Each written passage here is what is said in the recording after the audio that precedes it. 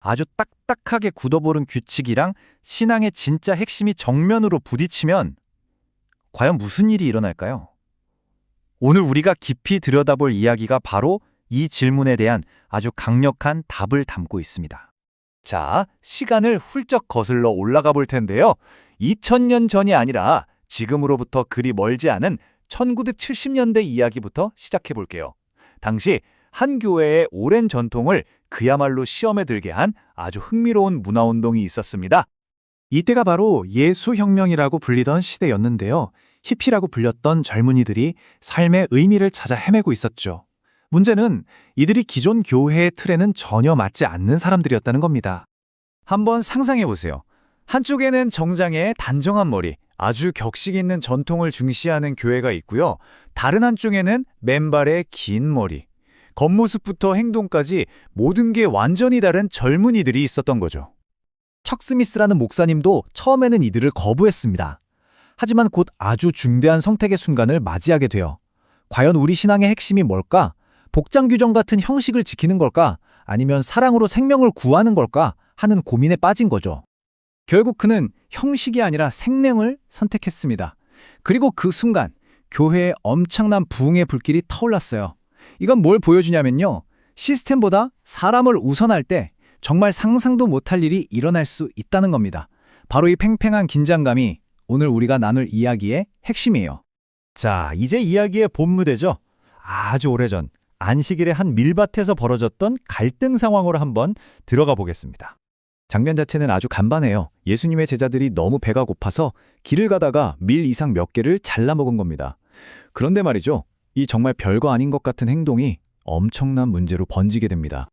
당시 종교 지도자였던 바리새인들이 이걸 보고 제자들이 신성한 안식일법을 어겼다고 막 비난하고 나선 거예요. 왜냐하면 그 사람들 눈에는 이삭을 자르는 게 곧 추수, 즉 안식일에는 절대 해서는 안 되는 일로 보였기 때문이죠.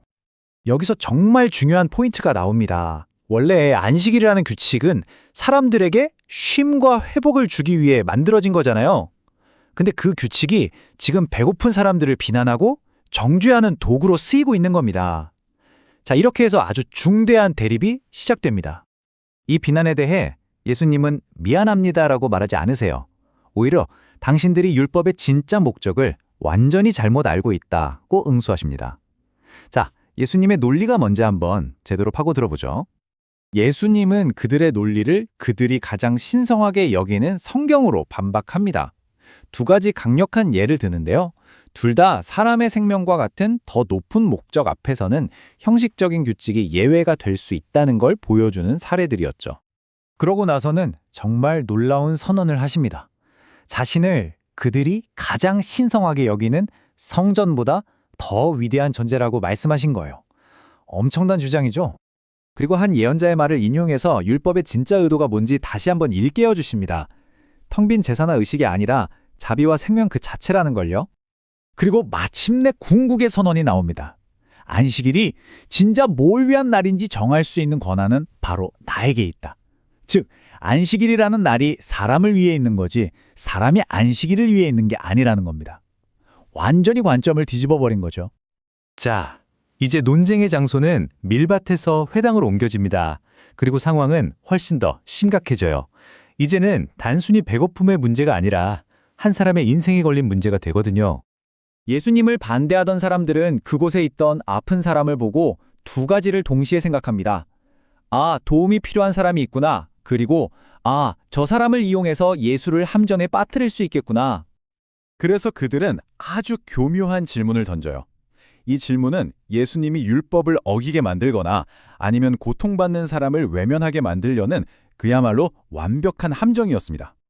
그런데 예수님은 그 질문을 그대로 되받아 치십니다. 당신들이 안식일에 구덩이에 빠진 양 한 마리를 구하겠는가, 안 구하겠는가? 당연히 구하겠죠. 그러자 예수님이 물으십니다. 그렇다면 사람이 양보다 얼마나 더 귀한 존재인가? 예수님은 그 자리에서 남자의 손을 고쳐주십니다. 자, 이 장면이 이 이야기의 핵심 문제를 아주 명확하게 보여줘요. 한 생명이 회복되는 기적, 이 놀라운 자비의 행동에 대한 그들의 반응이 뭐였을까요? 바로 예수를 죽이려는 음모였습니다. 그들은 사람의 생명보다 자신들이 만든 시스템을 더 사랑했던 겁니다. 그렇다면 예수님이 보여주신 권위는 대체 어떤 종류의 권위였을까요? 이건 힘으로 누르거나 통제하는 그런 권위가 아니었어요. 전혀 다른 종류의 것이었죠. 예수님은 수많은 사람들을 고쳐주신 뒤에 자기가 한 일을 떠벌리고 다니지 말라고 부탁하십니다. 이렇게 조용하고 온유하게 다가가는 방식 자체가 사실은 메시아에 대한 아주 오래된 예언의 성취였습니다. 바로 이 원칙입니다. 예수님의 목표는 힘을 사용해서 새로운 규칙을 강요하는 게 아니었어요. 대신 낡고 부서진 규칙들 때문에 이미 상처받고 짓밟힌 사람들을 부드럽게 다시 일으켜 세우는 것이었죠. 여기서 말하는 상한 갈대가 바로 그런 사람들입니다. 척 스미스 목사의 교회에 찾아왔던 히피들이나 밀밭에서 배고파했던 제자들처럼 정해진 틀에 맞지 않는다는 이유로 시스템에게 판단받고 내쳐진 사람들이죠. 그래서 이 이야기는 마지막으로 우리 자신에게 이런 질문을 던지게 만듭니다. 우리가 우리 삶에서 만들어 놓은 수많은 규칙이나 시스템들 있잖아요. 그게 과연 사람을 살리고 있나요? 아니면 오히려 우리 주변의 상한 갈대들을 외면하고 더 아프게 만들고 있는 건 아닐까요? 우리가 정말로 섬기고 있는 게 사람인가요?